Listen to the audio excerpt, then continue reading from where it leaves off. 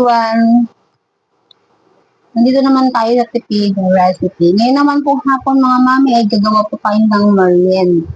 Bali po ang gagawin nating merienda mga mami ay saba. Saging na saba.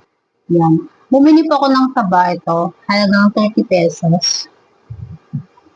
Tapos, ang sahog po natin ay all-purpose flour. 1 half cup. Then, asukal, breadcrumbs, tapos gatas. Kahit anong brand po ng gatas, pwede kong gamitin. Tapos, lalagyan din natin mga mami ng vanilla. Ito po yung pampabango sa gawin nating merienda. Then, meron tayong baking powder, pampalsa. Yan, ngayon naman po ay babalatan natin ang ating saba na gagawin ng merienda. Ngayon naman mga mami ay ating paghahaluin ng ingredients. Lalagay po na natin ang harina or all-purpose flour. Then ang asukal. Depende po sa inyo kung ilang cup ang ilalagay mo. Depende po sa dami ng saging na gagawin. Then vanilla. Baking powder. Tapos po yung gatas na isang sachet.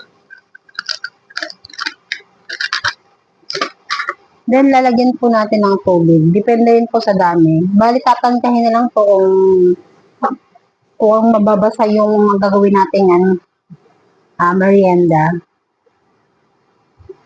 Yan muna bali, konti-konti muna kasi baka mamaya masobrahan po sa tubig. Ngayon po ay hihimayin po natin, imamasa po natin ang ating gagawin merienda. Dahil po kulang sa tubig ay ating magdadagdag.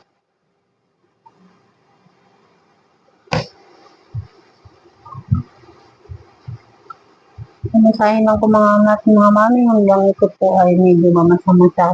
Natin nalagay ang saba, saging na saba.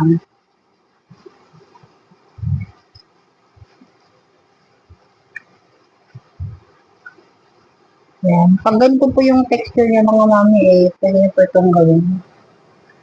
Pwede na po natin ilagay ang saba na hiniwa natin ng pahaba.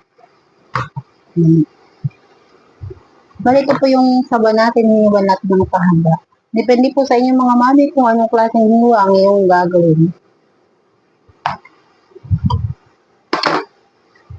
Pagkatapos ng mga mami, ilalagay po natin ang saba.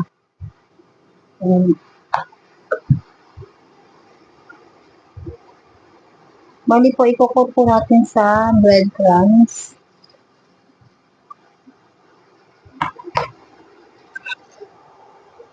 Ayan mga mami, ito na po yung aking nagawang merienda. Bali, ang gagawin po natin dito mga mami ay ipiprito muna natin sa foil. Bali, magpapainit na po tayo ng mantika sa kawali. Po tayo ng mantika sa kawali. Ngayon naman po ay ating ipiprito ang merienda. Bali, ang tawag po dito ay banana chips o banana crunch. Yan po, nisa lang natin ng merienda. Hintay lang na po natin mga mami mag-golden brown bago natin ito hanguin. Ngayon naman po ay ating babalik ka rin banana crunch. Golden brown na po, pwede natin hanguin ang ating merienda. Sa mga probinsya po, marami tayong mga saging na nabibili.